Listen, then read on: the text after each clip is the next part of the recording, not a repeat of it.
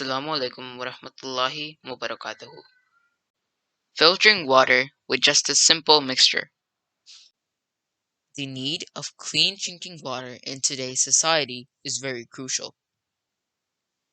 You may walk over to your kitchen and by a pull of a lever you have purified clean drinking water.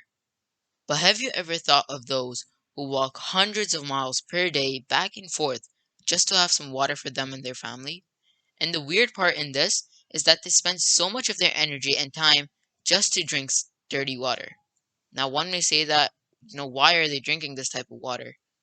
It is not these people's own will to drink this type of water, but that they're forced to drink to ensure their survival. Mainly developing countries such as Nigeria, Vietnam, and many others are the type of countries to develop the forceful need of drinking dirty water as purified water is not available.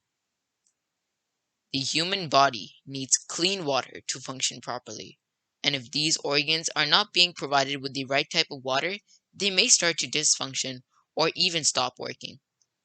There are over 5,000 children, yes, 5,000 children who die every day from drinking dirty or impure water.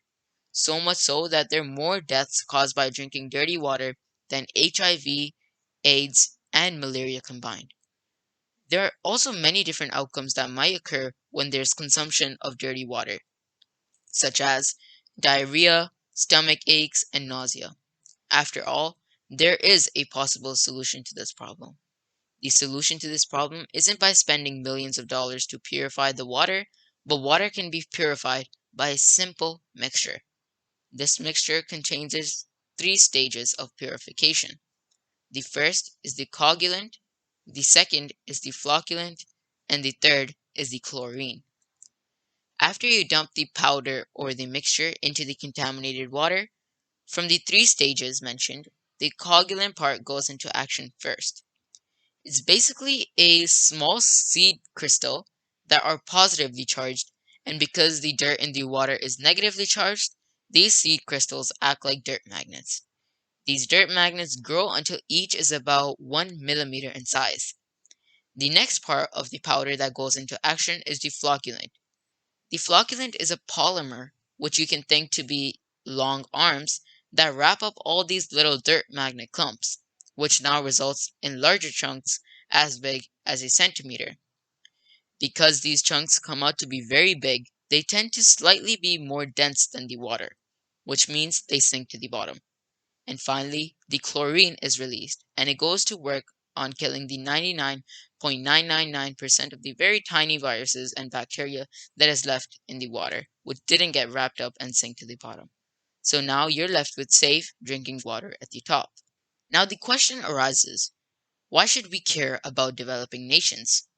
Well, as Bill Gates once said, if you help developing countries now, they will be able to lift their economy no longer needing the aid provided by you.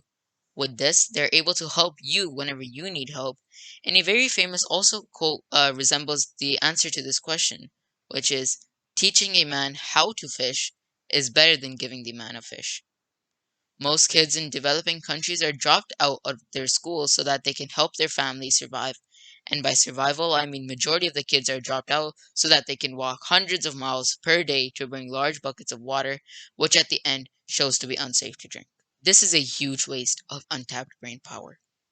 But now, if you think about it, if we were able to aid these countries, provide them clean drinking water through a series of solutions to dirty water, their families are less stressed, giving the kids an opportunity to learn and use their brain power into a more well-constructed future for not only them, but the coming generations as well. And I find this to be a worthy goal. Jazakallah.